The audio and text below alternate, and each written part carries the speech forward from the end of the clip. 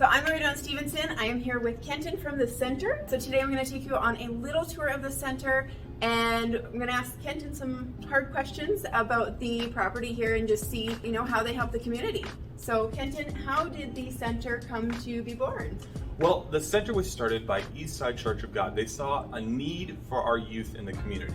And so they bought a building, and the Swift Current Community Youth Initiative was formed, which is what our organization is. And so they rent us the building, and we just put on some awesome stuff for the youth of our community. Absolutely. So what is your role here, and how many years have you been here? Well, that's kind of a tricky question. I'm the program director here at the center, so I'm in charge of basically anything fun that happens here. That's my job. As to how long I've been here, I started volunteering in about 2011, 2012. I was on for a stint as a temporary program director, then eventually was hired as a part-time assistant to the program director. Then I became the program director. So off and on for like 6 or 7 years now. Wow. Yeah. That's awesome. And volunteers is a big part of the center, right? 100%. Without our volunteers, we wouldn't be actually able to open on our Friday, Saturday night drop-ins, which is our biggest time for the kids of our community. Wow. So what is it that you provide for kids in the community that really helps them through school and everyday life? So one of the big things that we provide is just a space for them to be safe and to feel comfortable in, because sometimes when you're hanging out at someone's house, you always got the mom there, you don't want to play too many video games or do too much of one thing or the other. But here at the center, they are supervised, but it's just a space that they can be themselves in. We also offer, we have a meal program that runs Wednesdays and Thursdays here at the center where they can come get a free hot meal. Usually it's really good stuff. We have a local lady here, Becky Funk. She is a wizard in the kitchen. And so she cooks up meals. We offer tutoring for those who are in high school who need a little extra help, just kind of trying to figure out stuff, or if you need like a little bit of help prep for, exam week, we can do that too. We have offered guitar lessons in the past because we realized that music and art is a very important part to some kids. Very true. We recently have built a recording studio that we're still trying to get up and running. So kids, we have karaoke nights on the weekends, and kids really love to sing, and it's really hard to find a recording studio that is, free. So kids are able to come to the center, record some music, record their vocals. At least that's the hope. We haven't got it quite 100% yet. There's a lot of technology that I don't know how to use yet, so we're still working on that. And then we offer our weekend drop-in programs, which run on Fridays and Saturday nights, late into the evening for our junior high as well up to high school students. One of the fundamental core programs that we offer here at the center is our free counseling service. So we have a free counseling service for youth and families. So we realize that, if there's an issue in the home, that's going to reflect in the kids. So, if you need help as a parent, feel free to contact us. Our counselor, Megan Jackson, and we also have on part-time staff right now, Jim McGee. They're both fantastic people. They work really well with youth and families. So, that's one thing that I think is a fundamental core of what we do here is, look after kids' mental health as well. Absolutely, and that really gives them the support that they need that they otherwise wouldn't ask for. Yeah, So. well, it's just another avenue because, yes, there's counselors in schools and they do a fantastic job, but if we can support on multiple levels from multiple angles, it just makes our community stronger. Absolutely. And Jim McGee I've actually known since high school. He was the counselor at the comp when I was in high school, and he's become a really good friend here as I've grown into an adult, and he is an amazing support as well. So. Yeah, Jim's been around. He's old, but don't call it that. Don't tell him I said that. I don't want to get punched. Not again. Not again. Oh.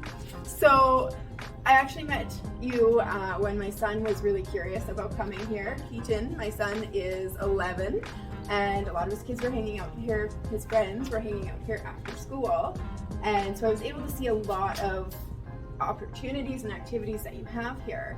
Are you able to expand on some of the other activities that you have? Oh boy, favorite part, activities. So we have computers that are hooked up to the internet so that kids can, go on the YouTubes, go on the Instagrams, go on the Facebook. I don't think kids use Facebook anymore, but it's there if they want it. The computers are monitored, so they're not getting onto sites they shouldn't be. We've got a little canteen set up back there. Things like pop and chocolate bars, they're both $1 because we want to make it accessible to kids. And even if you don't have cash on hand, I'm sure if you went cushion diving, you could probably find $1 here at the center. I know I have. Don't tell my wife.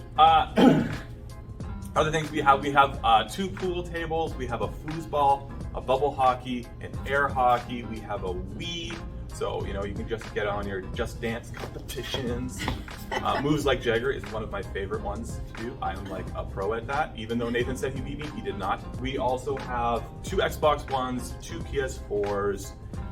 We have some retro style arcade machines. We also, probably my personal favorite is our virtual reality. We have a Vive, or HTC Vive, and it is kind of redonkulous what you can do in the games, and there's Beat Saber. It's like Lightsabers and Guitar Hero meet, and it's just an excellent game, just 100%. Awesome. And then you have a basketball court out the side. Yes, too, we do. right? We do have a patio area with some basketball hoops out there, and so we put the more active kids out there to burn off steam, so they're less rambunctious inside the center. So. Fair enough. Now, when I first met you and you were giving me a tour, you talked about trading in shoes and hats. What is that rule for? So basically, we got tired of cleaning up everything after the kids left. And so what our policy now is, if you get a controller or a game or air hockey paddle things, you have to trade something of value. So that might be a cell phone, that might be a hat or shoes. And when you give the stuff back, then we give your stuff back. So it just saves us from cleaning up stuff, and it also saves stuff from walking out our door. Very true. Yeah. I would hope they wouldn't leave without their shoes. So I hope so. I don't think I've ever had leftover shoes at the end of the night. I've had leftover hats and things, but never leftover shoes. So. It's a very creative way to solve a problem. Yeah. And then I guess my last question is, I know you put on some annual activities. I'd actually seen the DJ in the Streets that you put on July 11th. What else do you do year-round for the kids? So we do have our regular programming. So during the school year, we have after-school drop-in from Monday to Thursday, and that runs from 3 to 5:30. And then we have our weekend times, that's Friday and Saturday. For our big events, we usually advertise them. There's not a ton that's concrete for the youth. We have our Rock the Block to celebrate restrictions finally lifting from COVID, which was fantastic. There was a little bit of a hiccup. It turned into Rock the House because of weather conditions, but it was still amazingly fun. This year, we're going to be having a New Year's party, so that will be really fun. I've got to plan that. It's going to be epic. There may or may not be black lights involved. So this fall on September 3rd, we're going to be hosting our Kickoff Night, which is going to be an epic Clue game. Yeah, so there's a few events coming up here. And then you have the Zone as well. Yeah, currently running is, the city runs a program during the summer, which is called the Zone, and they run Monday to Friday. Monday to Thursday, they are open from 1 to 4 for drop-in, and then there's special field trips that you have to get permission forms filled out for ahead of time. And those, on Fridays, they meet at the center at 11, and they go till 4. So, I think last time they went to the T-Rex Discovery Center, I was nice. like, Joel's, I love dinosaurs. And you had to stay here and work. I had to stay here and work. It was a total ripoff. So with a community program like this, funding must be a very important piece. So how do you get your funding? You don't have to go into too dark of a details, but I'd love to know how people of Swift Current can support the program.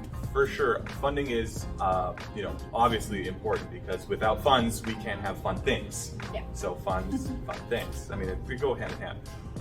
Some of our funding comes through the Ministry of Social Services and some operation grants and other grants in our community and from the provinces and different industries, but a lot of it comes from our local community and private donations, and we rely on those to operate. We do have a big fundraiser coming up here, would be in 2020, but information is going to start dropping around October, November about the coolest night of the year. It's a fundraising walk, and it's just a really cool opportunity for people in our community to get involved in a really cool partnering way with our organization and to get out and get active. So yeah, it's going to be a lot of fun. And so do you take donations from people walking in on the street? Like, how can the average Joe? Oh, I mean, we always take money. Yeah. Anyone can come in. Any qualifying donations can get a charitable donation receipt.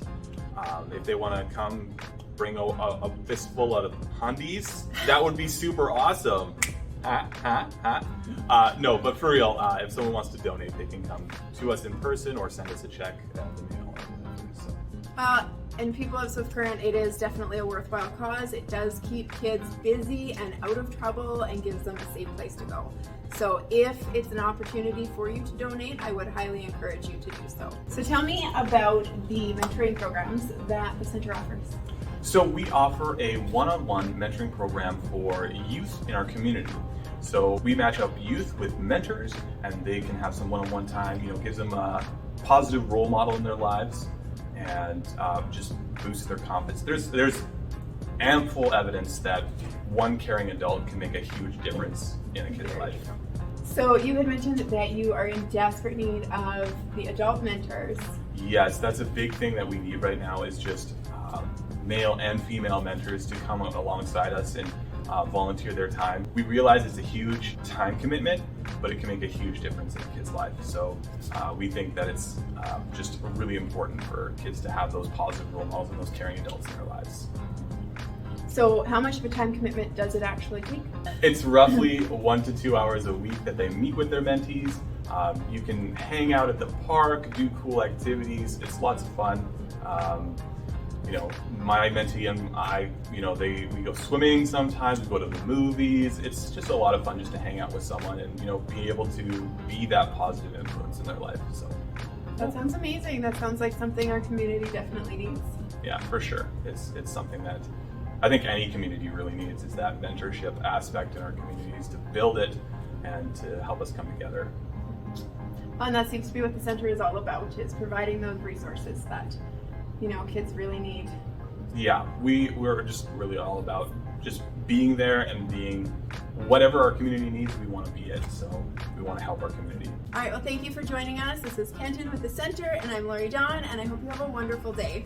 The center is such a worthwhile cause. It helps young children and teenagers alike. Please, if you don't already, please consider donating to the center. You can see the website or the address on screen. Or if donating financially is not an option, consider donating your time and mentoring a child. That can make the world of a difference to them. This is Lori Dawn Stevenson, helping you move up to your Swift Current dream home.